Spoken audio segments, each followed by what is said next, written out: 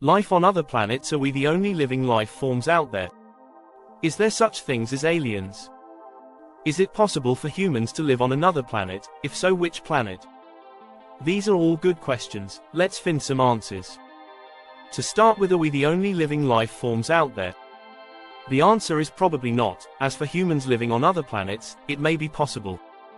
All of the planets in our solar system except for Earth are uninhabitable, although we may be able to set up a station on the moon.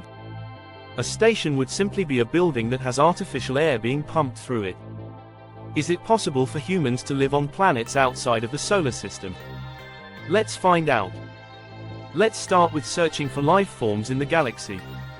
An organization called SETI is determined to find out if there are intelligent life forms out there. The key word is intelligent. SETI focuses on scanning the skies for radio or other signals that could indicate that we are not alone out there.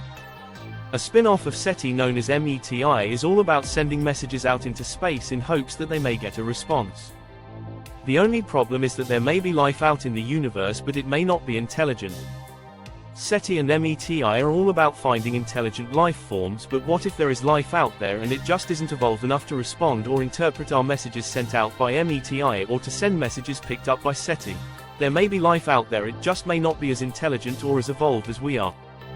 On to the next question, is it possible for humans to live on other planets?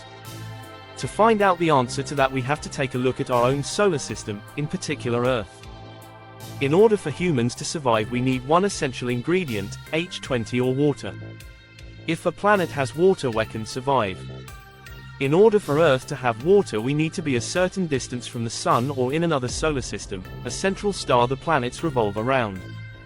The Earth can't be too far away from the Sun or all of the water would boil away, which is what happened to Venus. Nor can the Earth be too far away from the Sun or all of the water would freeze, which is believed to be what happened to one of Jupiter's moons, Europa. Europa is believed to have a vast ocean covered with a thick layer of ice. Earth or any other inhabitable planet would have to have an atmosphere to protect the planet. Every time you see a shooting star, a meteor is being burnt up in the Earth's atmosphere. Without it, Earth would look like the moon, which has a very thin atmosphere. If a planet has all of these characteristics, it may be inhabitable by humans, if we could only find a way to travel crazy distances in a short period of time. The nearest planet that may have life is over 20 light-years away. Is there such things as aliens? Well, to answer that question, we have to look at what an alien is. All that an alien is an intelligent life form that lives on another planet.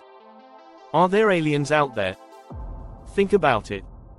Humans are completely dependent on H20 or water, but there is nothing saying that aliens are. Aliens could live off of ammonia and would die if exposed to water. There are endless substances that aliens could live off of, even materials not known to man.